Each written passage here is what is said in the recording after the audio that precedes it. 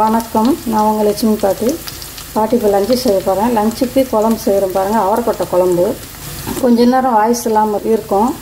அவரைக்கொட்டை குழம்பு செய்ய போகிறேன். பச்சை அவரை. அதுக்கு சக்கரவள்ளி கிழங்கு போடுறேன் பாருங்கள். இப்போ வெந்தயம் போட்டிருக்கேன், சீரகம் போட்டிருக்கேன், கடுகு போட்டிருக்கேன், வெங்காயம் போட்டிருக்கேன். அது நல்லா வதங்கிடுச்சு. இப்போ சக்கரவள்ளி கிழங்கு ஒரு சின்ன சின்ன கிழங்கு 3 கிழங்கு வச்சுருக்கிறேன். அதை வெட்டி போடுறேன். இது பாருங்கள் அவரைக்கொட்டை ஒரு 150 கிராம் அவரைக்கொட்டை. இதையும் அதில் போட்டுக்கிறேன். அது கூட 2 கத்திரிக்காய் நறுக்கி போட போகிறேன். இது கூட எண்ணெய் போட்டு வதக்கிருக்கேன்னா வெங்காயம், தக்காளி, வெள்ளைப்பூண்டு, கருவேப்பிலை இது 4 பொருள் தான் போட்டு வதக்கி வச்சுருக்கிறேன். குழம்பு திக்காக ஆகிறதுக்காக அரைச்சி ஊற்றுறது. இந்த குழம்பு புளி ஊற்றாமல் தான் செய்யணும். சக்கரவள்ளி கிழங்கு போட்டு செய்யுங்க, ரொம்ப அருமையாக இருக்கும். இப்போ சக்கரவள்ளி கிழங்கு நல்ல சீசன். சாம்பாரில் போடுங்க, காரக்குழம்பு செய்யுங்க. இந்த மாதிரி கத்திரிக்காய்க்கெலாம் இப்போ பயிரெலாம் நிறைய விற்கும். கத்திரிக்காயை போட்டுக்கணும். அதனால் இதெல்லாம் வாங்கி இந்த டைம் கிடைக்கிற டைம் எல்லோரும் எல்லாத்தையும் வாங்கி சாப்பிடுங்க. இதில் கொஞ்சம் மஞ்சத்தூள் போட்டுக்கிறேன். ஒரு 4 ஸ்பூன் மஞ்சத்தூள். கொஞ்சம் தண்ணி ஊற்றி வேக வச்சிடலாம். இதில் 1 டம்ளர் தண்ணி ஊற்றிருக்கிறேன். இந்த டம்ளரில் 1 டம்ளர் தண்ணி ஊற்றிருக்கிறேன். அப்படியே வேகட்டும். மூடி வச்சிடலாம்.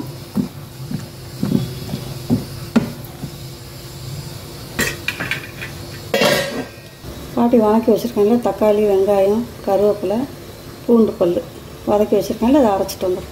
இதுதான் அந்த குழம்புக்கு திக்னஸ்ஸு. பாருங்கள் அரைச்சிட்டு வந்துட்டோம். அந்த விழுதை தக்காளி வெங்காயம்லாம் அரைச்சிட்டு வந்தாச்சு.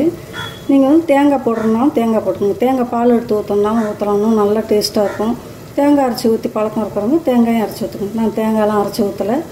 இதுவே போதும். நல்லா டேஸ்ட்டாகவே இருக்கும். நல்லா திக்னஸும் நல்லா கிடைக்கும். திறந்து பார்ப்போம்.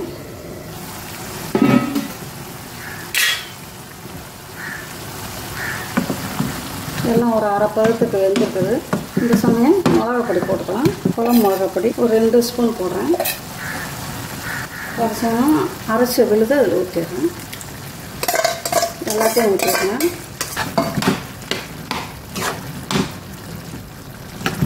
மிக்சியை கழுவி தண்ணி ஊற்றிக்கலாம்.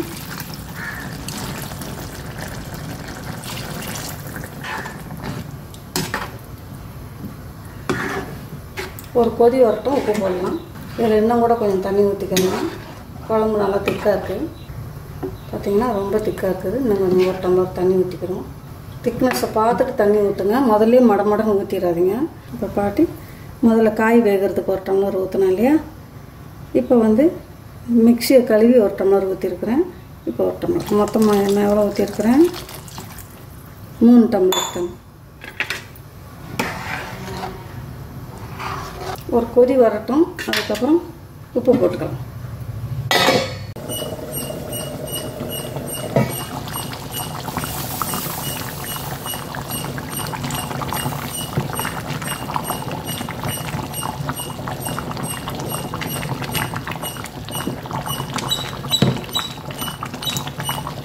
தேவையான உப்பு போட்டுக்கிறோம்.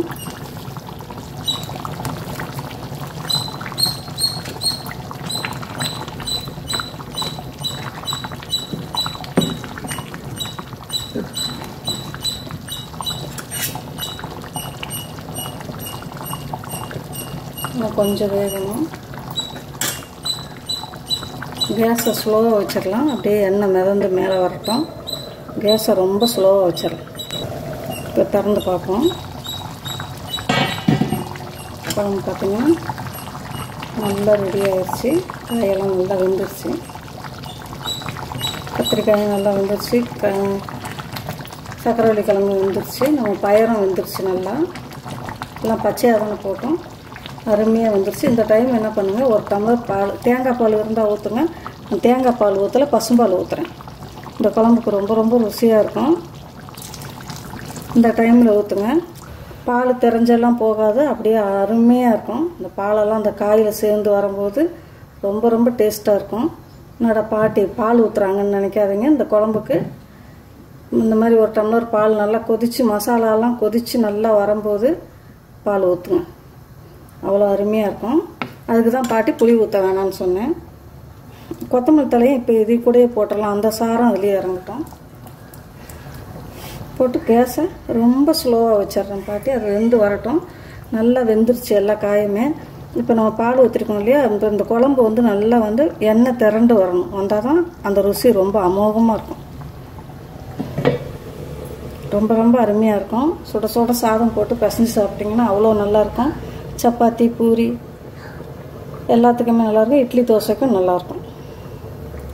இதுக்கு என்ன பண்ணியிருக்கிறேன்னா, இந்த இதோட நான் விடலை. இந்த குழம்பும் பருப்பும் கீரையும் போட்டு, சிறு கீரையும் பருப்பும் போட்டு வேக வச்சுருக்கிறேன். அது கடைஞ்சிட்டு அப்பளம் பொரிக்க போகிறேன். அவ்வளோதான் இன்றைக்கி லஞ்சு. பாருங்க, ஒரு கட்டு சிறுகீரை, ஒரு 50 கிராம் துவரம் பருப்பு, 4 பச்சை மிளகா, 2 தக்காளி பழம் போட்டு வேக வச்சு எடுத்து வச்சுருக்கேன். இது கடைஞ்சி தாளிச்சிட போகிறேன் பாட்டு. பாருங்கள், தாளிப்பு ரெடி ஆயிடுச்சு. ஊற்றிக்கலாம். இது கூடவே கொஞ்சம் கட்டி பெருங்காயம் ஊற வச்சுருக்கிறேன், ஊற்றிக்கிறேன். சரிதான், உப்பு மூடி வச்சுருங்க. நல்ல மணமாக இருக்கும்.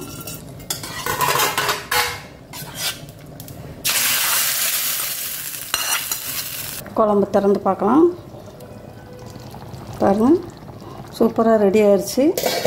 இந்த மாதிரி நீங்கள் எல்லா காயும் வெந்த சமயம் குழம்பு நம்ம போட்ட மிளகாப்பொடி, மசாலாலாம் போட்டோம் பார்த்திங்களா, அதெல்லாம் பச்சை வாடை போன அப்புறம் நல்லா என்ன பண்ணுங்கள், பச்சை வாடை போய் காயெல்லாம் வெந்து கெட்டியாக வந்த அப்புறம் பாட்டி லாஸ்ட்டில் என்ன ஊற்றினேன், பால் ஊற்றினேன். பால் பாருங்கள், பால் ஊற்றும் போது இந்த மாதிரி லாஸ்ட்டில் தான் ஊற்றணும். காயெல்லாம் வெந்து மசாலா நம்ம போட்ட மிளகாப்பொடி, மஞ்சப்பொடி இதெல்லாம் வந்து நம்ம போட்டு அந்த வணக்கி அரைச்சி ஊற்றணும் இல்லையா, அதெல்லாம் கரெக்டாக வெந்து வரும்போது தான் பால் ஊற்றணும். ஓகேவா? பாருங்கள், குழம்பு சூப்பராக ரெடி ஆயிடுச்சு. சக்கரவள்ளி கிழங்கும் அவரைக்கொட்டையும் குழம்பு சூப்பராக ரெடி ஆயிடுச்சு. புளி ஊற்றாதீங்க, புளி ஊற்றாமல் செய்யுங்க, ரொம்ப ரொம்ப அருமையாக இருக்கும். இங்கே வந்து பருப்பு கடையில் ரெடி ஆயிடுச்சு. அப்பளம் வறுக்க போகிறேன். சாதம் வடித்து வச்சுருக்கிறேன். இன்றைக்கி லஞ்சு அவ்வளோதான். இதுக்கு பொரியல் செஞ்சிங்கன்னா நல்லா இருக்காது, அந்த காம்பினேஷன் ரொம்ப நல்லா இருக்காது. அப்பளம் தான் நல்லா டேஸ்ட்டாக இருக்கும். ஊறுகாய் அப்பளம் இதுதான் இதுக்கு டேஸ்ட்டாக இருக்கும். இப்படி துவையில் அரைச்சிக்கோங்க. பொரியல் சாப்பிட்டிங்கன்னா அது ஒரு சுவை வேறு மாதிரி இருக்கும். ஓகேவா? இந்த வீடியோ உங்களுக்கு பிடிச்சிருந்தா பாட்டிக்கு லைக் பண்ணுங்கள், ஷேர் பண்ணுங்கள், கமெண்ட் பண்ணுங்கள். பாட்டிக்கு மறக்காமல் சப்ஸ்கிரைப் பண்ணுங்கள். பாட்டிக்கு ஒரு லைக் கொடுங்க. எல்லோரும் பாருங்கள் பாட்டி வீடியோ. பாட்டிக்கு என்னென்ன தெரியுமோ அதெல்லாம் போடுறேன். ஓகேவா? தேங்க்யூ.